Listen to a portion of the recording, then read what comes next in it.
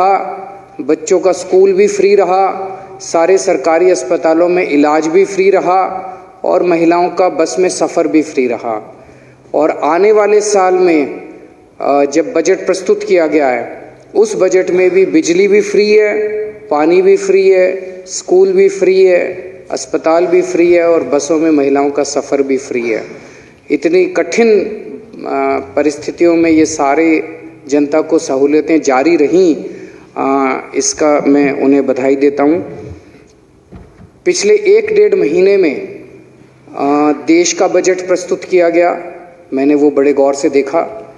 पिछले 1-1.5 महीने में लगभग देश के हर राज्य में बजट प्रस्तुत किया गया।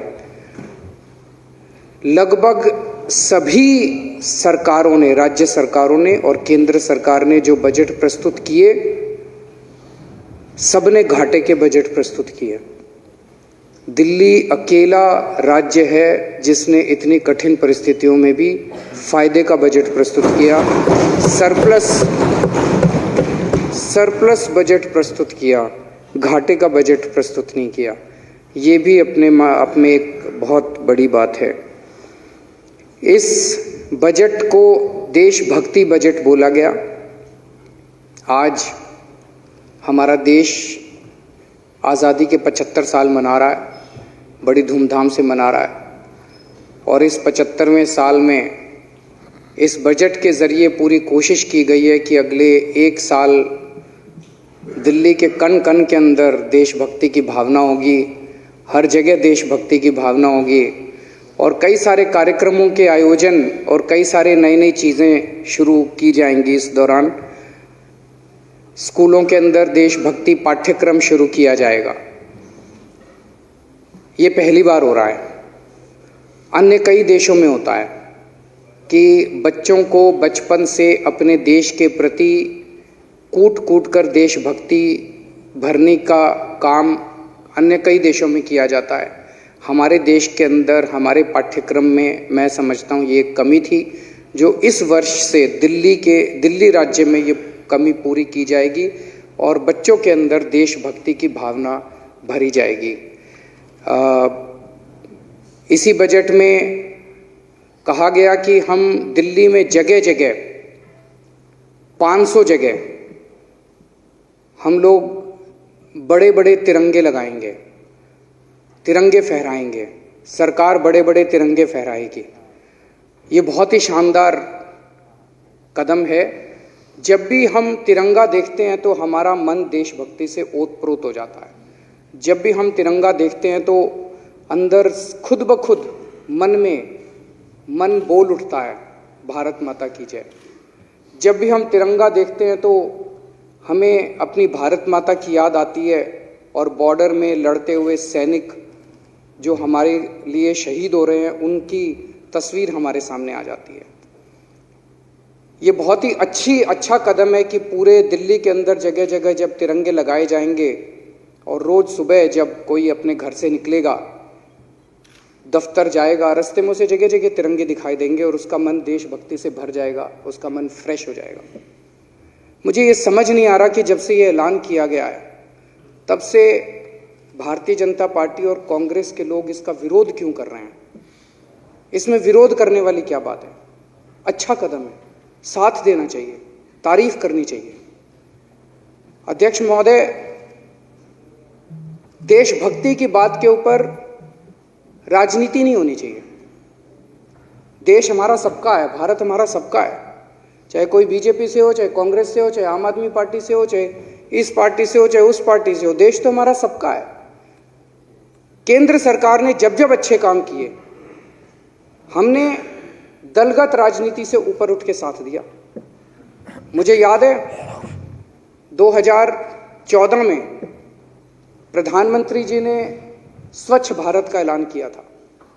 मैं खुद झाड़ू लेके एक झुग्गी बस्ती के अंदर सफाई करने गया था, स्वच्छ भारत में पार्टिसिपेट करने के लिए। मुझे याद है जब उन्होंने योगा का कार्यक्रम अनाउंस किया था, मैं खुद अपनी चटाई लेके इंडिया गेट गया था योगा करने के लिए, ये सारे गए थे। जब जब भारत की बात आती है, हमारे लिए कोई बीजेपी नहीं है, कोई कांग्रेस नहीं है, कोई आम आदमी पार्टी नहीं, हमारे लिए हमारा देश है, भारत माता है। तो मेरे को समझ नहीं आया कि जब हमने कहा हम पूरे दिल्ली के अंदर तिरंगे फहराएंगे, तो भारतीय जनता पार्टी वालों ने इसका विरोध क्यों किया? कांग्रेस वालों ने इसका विरोध क्यों किया? कहते तिरंगे नहीं होने चाहिए। क्यों नहीं होने चाहिए तिरंगे? होने चाहिए, नहीं होने चाहिए? होने चाहिए तिरंगे। मैं उनसे भारतीय जनता पार्टी से पूछना चाहता हूं कि ये तिरंगा भारत में नहीं फहराएगा तो पाकिस्तान में फहराएगा क्या? हमारे देश का तिरंगा दिल्ली में नहीं फहराएगा तो इस्लामाबाद में फहराएगा क्या? मुझे बड़ा दुख हुआ। अभी जब परसों मैं सदन में भाषण दे रहा था, मैंने कहा कि सुप्रीम कोर्ट के आदेश के ऊपर भव्य राम मंदिर बनने का काम तो शुरू हो गया। जब ये मंदिर बन जाएगा तो हम अपने दिल्ली के सभी बुजुर्गों को फ्री में राम लल्ला के दर्शन करा के लाएंगे। हम राम मंदिर के दर्शन करा के लाएंगे अयोध्या के। जब से मैंने ये ऐलान किया, ये बीजेपी और कांग्रेस वाले विरोध कर रहे हैं इसका। क्यों विरोध कर रहे हैं इसका? मेरे को तो समझ नहीं आता। मैं पूछना चाहता हूं कि क्या अपने बुजुर्गों को राम मंदिर के दर्शन कराना पाप है? क्या अपने बुजुर्गों को अयोध्या ले जाके रामलला के दर्शन कराना, क्या ये गलत बात है? ये तो अच्छी बात है, पुण्य की बात है। क्यों विरोध कर रहे हैं वो इसका? मुझे बिल्कुल समझ नहीं आता कि वो इस बात का क्यों। हर चीज में राजनीति, हर चीज में राजनीति। कभी देश के बारे में सोच लिया करो। मुझे बेहद खुशी है कि इस बजट के अंदर हमने अपने लोगों के सुबह सुबह योगा करने की भी व्यवस्था की है। इसमें कहीं भी दिल्ली के अंदर 25-50 लोग इकट्ठे होके अगर मांग करेंगे कि जी हमें योगा करना है, वो जहां कहेंगे, चाहे वो कहेंगे हमारे पार्क में योगा करा दो, हमारी सोसाइटी में योगा करा दो, हमारे यहाँ योगा करा दो, दिल्ली सरकार उनके योगा कराने का इंतजाम करेगी।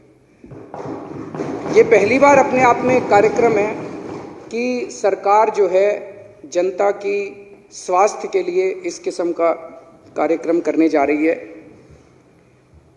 इस बजट में हम लोगों ने सपना देखा है। हमने सपना देखा है कि 2048 का ओलंपिक खेल दिल्ली के अंदर करवाया जाएगा। इंडियन ओलंपिक एसोसिएशन का मैं बयान पढ़ रहा था अखबारों के अंदर। उन्होंने कहा है कि दिल्ली सरकार ने ये बयान कैसे दिया, उन्हें हमसे पूछना चाहिए था। मैं पूरी इज्जत के साथ उन्हें कहना चाहता हूं कि हमारा ये सपना है। हम उनके पास जाएंगे, उनसे जो भी अप्रूवल लेनी है अप्रूवल लेंगे। अगर उनके माध्यम से अप्लाई करना है उनके माध्यम से अप्लाई करेंगे। और ये जैसा मैंने कहा था कि कोरोना एक महामारी थी जो हम अकेले नहीं कर सकते थे, अकेले उससे नहीं जूझ सकते थे, हमने सबका साथ लिया। दिल्ली के अंदर ओलंपिक खेलों का आयोजन भी हम अकेले नहीं कर सकते, हमें इसमें सबका सहयोग चाहिए होगा। ये भारत के लिए गौरव की बात होगी, भारत के लिए गर्व की बात होगी, भारत के लिए बड़ी बात होगी। इसमें हम केंद्र सरकार के पास भी जाएंगे, इंडियन ओलंपिक एसोसिएशन के पास भी जाएंगे, सारी स्पोर्ट्स बॉडीज के पास भी जाएंगे, सारे संस्थानों के पास भी जाएंगे।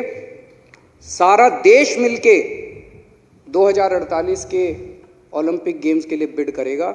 अकेली दिल्ली सरकार नहीं करने वाली, दिल्ली सरकार इसमें इनिशिएटिव लेगी, लेकिन सारा देश मिलके करेगा और हमारे सारे देश के लिए गर्व की बात है। हमने कहा कि सिंगापुर की जो इनकम है, सिंगापुर की इनकम दुनिया भर की इनकम में लगभग सबसे ज़्यादा मानी जाने वाली है, इसलिए सिंगापुर कहा गया। आज भारत एक गरीब देश माना जाता है। जो भी उप मुख्यमंत्री महोदय ने कहा कि आखिर मेरा देश कब विकसित देशों में गिना जाएगा। बचपन से सुनते आ रहे हैं हमारा देश विकासशील है, हमारा देश डेवलपिंग कंट्री, हमारा देश विकासशील है। कब बनेगा डेवलप्ड कंट्री? कभी ना कभी तो किसी ना किसी को तो इसके बारे में कहना पड़ेगा ना कि भाई अब बनेगा, अब इसके लिए काम करेंगे और इतने समय में बनेगा, इतने समय तक करेंगे। तो आज हमने कहा 25 साल के अंदर 2047 तक हम दिल्ली की पर कैपिटा इनकम जो है सिंगापुर की पर कैपिटा इनकम के बराबर होगी।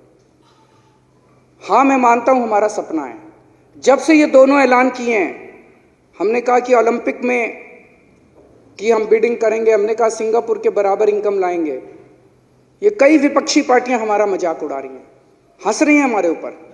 लेकिन मैं कहना चाहता हूं कि आज हंस लो, लेकिन आज जो ये सपना देखा है, जब हमने चुनाव लड़े थे पिछली बार 2013 में, पहली बार चुनाव लड़े थे, हमने कहा था हम बिजली फ्री करेंगे।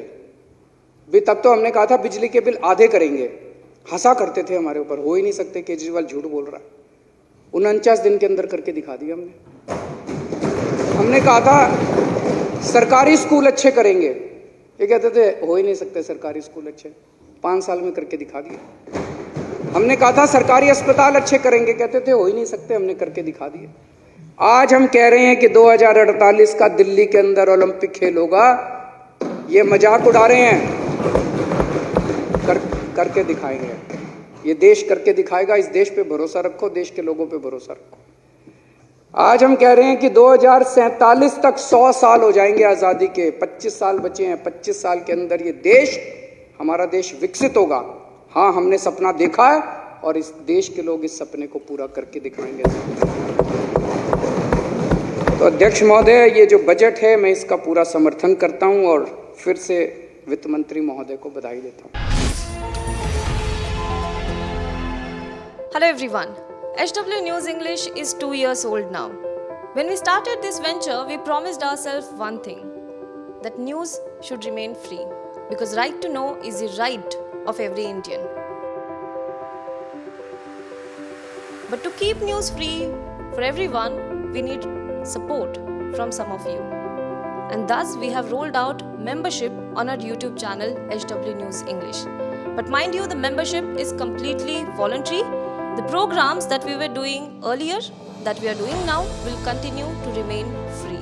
First level is a basic level. Here, you can be our supporter by paying rupees 199 per month. This membership gives you certain perks and benefits. The perks include unique badges in front of your name, a live show from Mr. Sujit Nair and from Mr. Akhilesh Bhargava per month for our members.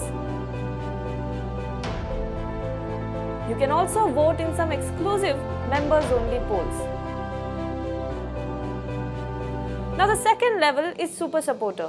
Here you can be our Super Supporter by paying rupees 3,999 per month. This membership will include every perk that comes with basic level. Additionally, our Super Supporters can be a part of a WhatsApp group where we can have discussions and suggestions on various topics. The second perk includes a gift pack with our merchandise. And the third perk is a Google Meet with Mr. Sujit Nair, where you can join the meet and ask your questions to Mr. Nair face to face.